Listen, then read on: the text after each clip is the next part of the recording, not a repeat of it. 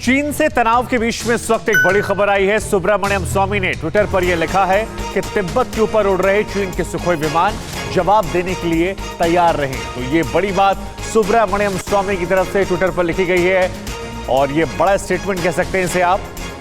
तो एक बार फिर हम आपको बता दें, बड़ी खबर ये देखिए, यही वो ट्वीट है जो सुब्रमण्यम स्वामी ने लिखा है।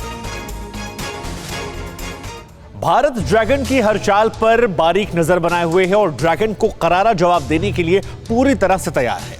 50 इजरायली टैंक रोधी मिसाइल लॉन्चर लद्दाख और जम्मू कश्मीर में सेना को मुहैया कराए जा रहे हैं।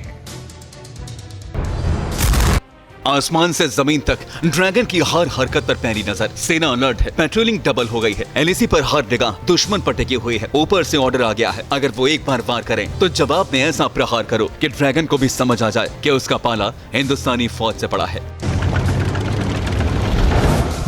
दिन हो या रात, जमीन से लेकर आसमान तक हर वक्त ड्रैगन की हर हरकत पर सेना की पैनी नजर रहेगी। आसमान से एलएसी पर दुश्मन पर नजर रखने के लिए फायर एंड फ्यूरी कोर को हाईटेक मानव रहित टोही विमान मिलने वाले हैं। इसके अलावा एलएसी पर दुर्गम इलाकों में गश्त करने के लिए एटीवी यानी ऑल टेरेन व्हीकल दिए जाएंगे, जबकि नए नाइट विजन डिवाइस से भारतीय सेना रात में चीनी सैनिकों की किसी भी हरकत को भांप लेगी। इसके अलावा पैंगोंग झील में गश्त को और प्रभावी बनाने के लिए फास्ट इंटरसेप्टर मोटर बोट उतारी जा रही है। 50 इजरायली टैंक रोधी मिसाइल लॉन्चर भी लद्दाख और जम्मू कश्मीर में सेना को मुहैया कराए जा रहे हैं।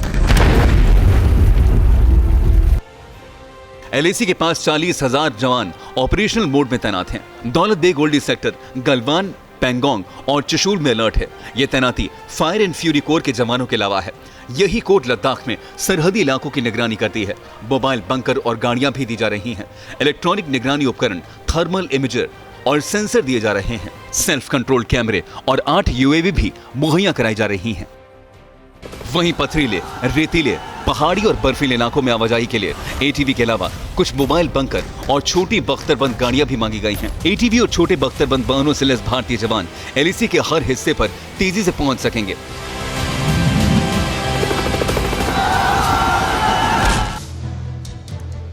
एलएसी पर भारत और चीन के बीच तनाव बरकरार है और अब हिंदुस्तान भी किसी भी हालात से निपटने के लिए तैयारियों में जुट गया है।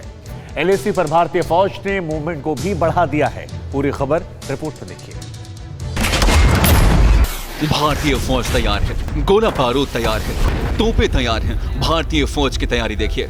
एलएसी की तरफ भारतीय फौज के मूवमेंट देखिए। बॉर्डर पर जाती इन तोपों को देखिए।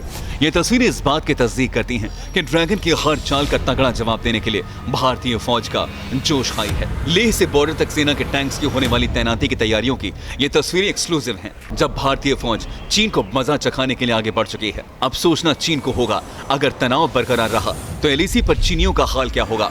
1962 की उस घटना को भी याद करना होगा जब सिर्फ 120 भारतीय सैनिकों ने 1300 चीनी सैनिकों के होश फाख्ता कर दिए थे। 1962 में 13 कुमाऊं रेजिमेंट, जिसमें मेजर शैतान सिंह थे, उसको जिम्मेदारी दी हुई थी चुशूल को डिफेंड करना।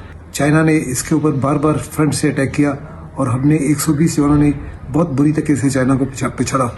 हमारे 120 जवानों ने तकरीबन 1300 जवानों को कुचल दिया। चीन धोखेबाज है और धोखेबाज ही रहेगा। चीन के लिए समझौते का कोई मतलब नहीं, यह भी साबित हो चुका है। हिंदुस्तान समझ चुका है कि चीन पर भरोसे का कोई मतलब नहीं। सूत्रों के मुताबिक इसी वजह से भारतीय सेना ने कई जगहों पर लगातार गश्त करना शुरू कर दिया है, जहां पर समझौते के मुताबिक दोनों देशों के सैनिक तैनात नहीं रहते, बस सैनिक पेट्रोलिंग करते हैं। उन जगहों पर भारतीय फौज की पहले के मुकाबले काफी पैनी नजर है। अब यह भी समझ आ चुका है कि चीन ने जैसे ही पैंगोंग झील के उत्तरी किनारे पर कब्जा करने की कोशिश की, भारतीय फौज अब चीन को ऐसा कोई मौका नहीं देगी। फिक्र आपकी, सोमवार से शुक्रवार रात 9 बजे सिर्फ TV9 भारतवर्ष पर।